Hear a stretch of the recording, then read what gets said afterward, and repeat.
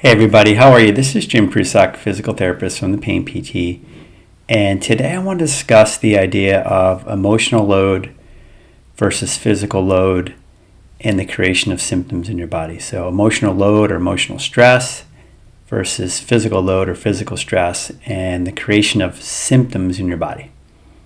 And I think this is where people in our society, in our culture, in our world only focus on the physical load or the physical stress when there's a symptom. I mean, you go to a doctor, you go to a traditional physical therapist, you go to any type of health professional that works in the structural world, and they're going to ask you about structure. What are you doing? What happened to you? Your posture, all these things. They're not going to ask you at all about emotional stress, most healthcare practitioners. And that is unbelievable, in my opinion, because literally they're still cutting off your head from your body, okay? Your brain from your body. And one of the things I learned from being a physical therapist for over 20 years is that it's a massive mistake. And I did the same thing for years and years and years. And my training was such that it was so mechanical that we're looking for things. And even when things made no sense, we would come up with some kind of answer. Oh, you must have slept wrong. Oh, it must be that you're driving the car a different way. Oh, maybe you were, walking too much. There's always some kind of reason that they can come up with, but it doesn't make sense once you understand this. It doesn't make any sense. If you are doing something normal, there's a normal load on your body, okay, not an excessive physical load or physical stress.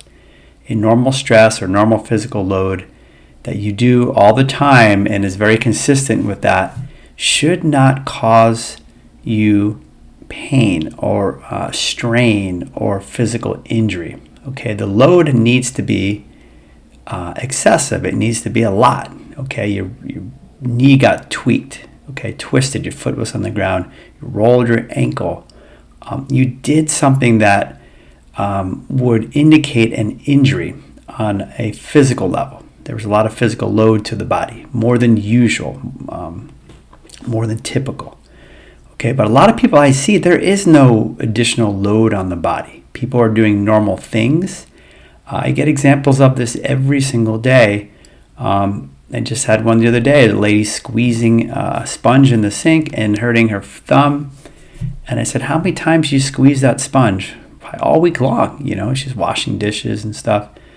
But, goes to the doctor and says, you got to strain, maybe got to do an x-ray and this and that. And, when you get the backstory, which is the emotional load we're going to talk about now, the emotional stress, you realize that was a much bigger load and stress on the person than the physical load and stress.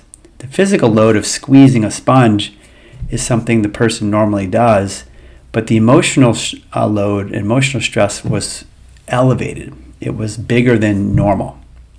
Okay, so I think this is the differential that we need to understand. And healthcare practitioners, if you're listening, please take this to heart. You want to look at the emotional load and emotional stress on the person. It's just as important as the physical load, and it's one of the ways you can diagnose a brain condition, mind-body disorder, TMS we call it, versus a structural issue in the body.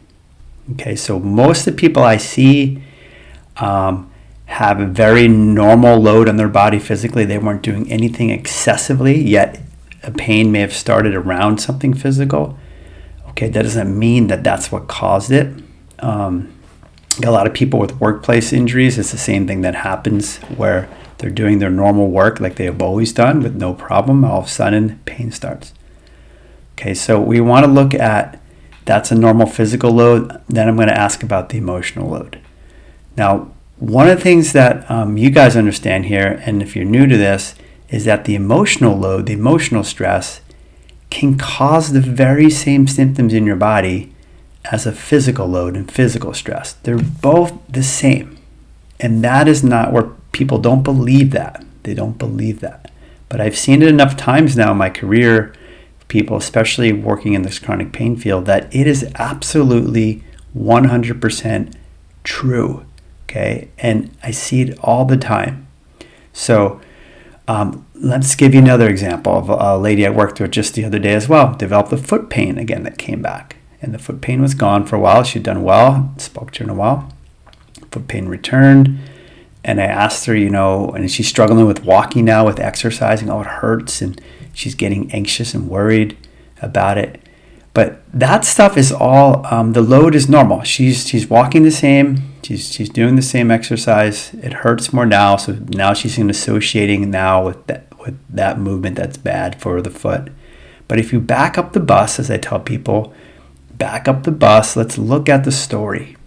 Well, what happened for her? Pretty simple. Here comes winter. The person lives in Europe, absolutely despises, hates winter because she can't go outside on her balcony. She can't do the things she wants. She loses social connection. She lives alone. And she has a history of this happening in the winter. So sure enough, in her case, this is an interesting story.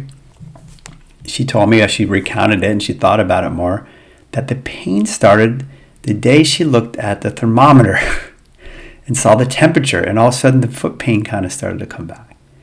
And the foot pain had been there in the past before, around times when she's had an emotional stress or emotional load with her sister around a family event. But really what was happening there in that instance, guys, was she was carrying along normally with a normal physical load. Nothing was different, but the emotional load, emotional stress went up. She had what emotion? Well, anger. Okay. And now, again, I talked to you guys about, again, how your symptom feels is very much related to the emotion. So we can make that connection. That's maybe another talk for another time. But simply for her, burning, hot feeling in her foot. Okay. What emotion is that? So you can equate that to, that's how anger feels in the body. Again, if it's repressed emotion, okay, she didn't recognize it at first, went into her foot, that's an emotional load. Emotional stress went up. Her emotions went up. It caused that pain in her foot. There was no other explanation for it. She did nothing else that could have caused it. But then if you're not careful, guys, you'll think that, I must have done something walking around the house. I walked too much. I did something in the gym. And I want you guys not to think that way, because the first question you ask, did I do anything physically on an excessive load or additional physical stress than normal? If the answer is no, and there's no traumatic injury, then I want you to immediately go to the emotional world and ask yourself, is there an emotional load or an emotional stress that maybe kicked up this symptom? And again, in this world, it's called a repressed emotion, because you're not going to notice it as an emotion. It's coming out as a symptom and you're going to miss it. Okay, it's hidden. And so you really have to be looking for these emotional stresses and emotional loads. They can happen in the current moment. They can happen from your past. They haven't been processed in your body, from traumas, adverse events in childhood, on and on and on. Whenever that pain started for you, at the time your symptoms started, was there an emotional load at that time? Or was there an excessive emotional load or stress going further back into childhood? Okay, we know adverse childhood events, what they call ACE scores, study from Kaiser Permanente here in San Diego where I live, followed people for many number of years, found that well-educated college people who had a number of ACE scores were prone to midlife health conditions or mental health or physical health conditions popping up. Okay, so it could be even a childhood thing. It could be something around the time that the symptoms started. Was there an emotional load or stress in your life happening at that time? If there was, then that is playing into the symptom. Okay, 100%. Because again, emotional load, emotional stress creates symptoms in your body in the same way physical load and physical stress do. It's not that complicated. You're trying to decipher which one of these makes sense. Again, physical load, physical stress stuff heals when the injury heals. It gets better naturally, normally. Emotional load, emotional stress heals when you deal with your emotions, guys. When you deal with the stress on an emotional level. Okay, so that's the difference here. You can take the diagnosis and cause, and then the treatment. So an emotional load, emotional stress type injury, the treatment is focusing on these emotions and working with them. realizing that these are repressed emotions in the symptom. What are they? Can I process them? Just like a physical load, physical stress injury, you'll go to physical therapy, you'll go to get treatments, and then that will go away. That'll heal. So I hope that's helpful, guys, to distinguish between emotional load, emotional stress causing symptoms, and physical load, physical stress causing symptoms. Both things can cause symptoms. Your job is to decipher for you which one of those is true, which one of those makes sense, and then apply it to the condition. And again, apply it to where you are now. If it was a physical load, physical stress, and it's been more than a normal time of healing, then likely you're looking at an emotional load, emotional stress being the culprit. Okay, guys, I will talk to you next time. Hope you guys are having a wonderful day. Hoping this channel is helping you guys. If you need support, help, one-on-one coaching, or group, I do offer a group session where we go into feeling our feelings on an emotional level weekly, Wednesdays.